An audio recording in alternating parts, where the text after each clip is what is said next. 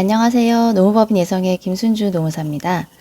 급여 실무를 하시는 분들이나 인사 업무를 하시는 분들도 이 일용근로자는 4대 보험 가입 대상이 아니라고 알고 계시는 분들이 생각보다 많이 있는데요. 오늘은 이 일용근로자도 4대 보험 적용 대상인지, 또 적용 대상이라면 어떤 경우에 어떻게 적용되는지 알아보도록 하겠습니다. 우선 일용직이 무엇인지, 그리고 그 개념부터 알아보도록 하겠는데요. 먼저 일용직에 대한 대표적인 개념으로 노동법적 개념과 소득세법상 개념으로 구분해서 볼 수 있습니다. 노동법상 일용직에 대한 법적 정의는 사실 없지만 굳이 그 개념을 보자면 그때그때의 필요에 의해 사용하는 근로자로서 근로계약을 1일 단위로 체결하고 그 날의 근로가 끝나면 사용 종속 관계도 끝나서 계속 고용이 보장되지 않는 자를 말합니다. 소득세법상 일용근로자는 정의가 1호, 2호, 3호까지 구분하면서 길게 설명이 되어 있는데요. 대략 요약하면 이렇습니다. 근로를 제공한 날 또는 시간에 따라 근로 대가를 계산하거나 근로를 제공한 날 또는 시간의 근로 성과에 따라 급여를 계산하여 받는 사람으로서 근로계약에 따라 일정한 고용주에게 3개월, 건설공사에 종사하는 자의 경우에는 1년 이렇게 이상 계속하여 고용되어 있지 아니한 자를 말합니다.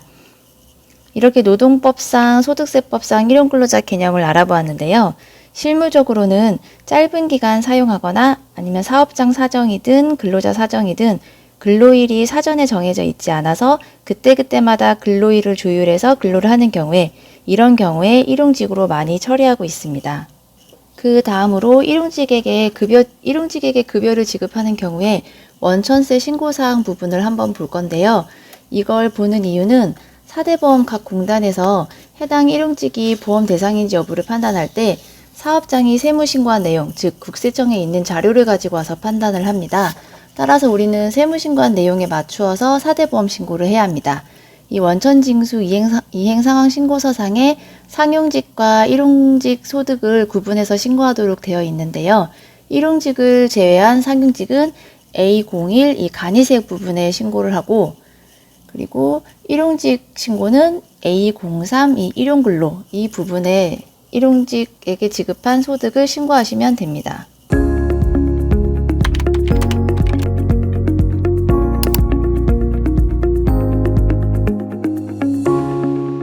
다음으로 일용직이면서 어떤 경우에 4대 보험이 적용되는지를 살펴볼 건데요. 연금보험의 경우에는 1개월 이상 계속 근무하면서 1개월간의 근로일수가 8일 이상이거나 아니면 1개월간의 근로일수가 60시간 이상이거나 아니면 보건복지부 장관이 고시한 금액 이상인 경우에 적용 대상이 됩니다. 현재 보건복지부 장관이 고시한 금액은 월 220만 원인데요. 이 연금보험 적용 대상에 대해 다시 한번 설명을 드리면 1개월 이상 근로를 하면서 1개월 이상 근로는 이제 필수값이고 이 1개월 이상 근로를 하면서 이 3개 중에 한 가지만 해당이 되는 경우에 이제 가입 대상이 되는 것입니다. 건강보험의 경우에는 연금보험보다는 간단한데 1개월 이상 근로하면서 월 8일 이상 근로한 경우에 가입 대상이 됩니다. 고용산재의 경우에는 이것보다 더 간단한데요. 단 하루를 근로하더라도 모두 적용 대상입니다. 극단적으로 하루만 근무하고 그 하루도 1시간만 근무했다 하더라도 그 하루는 가입 대상이 되는 날입니다. 연금보험 및 건강보험의 신고 방법은 적용 대상이 되는 날의 최초일을 취득일로 하고 그 취득 신고를 하고 적용 대상에 해당되지 않는 날의 최초일을 상실일로 해서 상실 신고를 하시면 됩니다.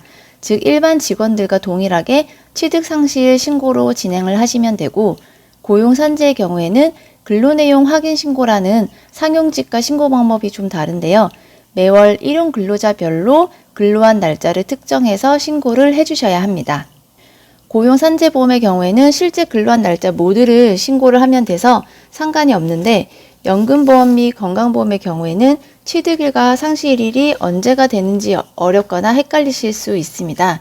그래서 그 다음 장에서는 실제로 취득일과 상실일이 언제가 되는지 예시를 들어 확인해 보도록 하겠습니다. 먼저 최초 근무일이 10월 15일이고 만 한 달이 되는 날인 11월 14일이 마지막 근무일이면서 이 해당 기간 동안에 8일을 근로를 했다면 자격 취득일은 10월 15일이 됩니다. 그리고 11월 14일 이후에는 근로가 없었더라면 자격 상실일은 11월 15일이 됩니다.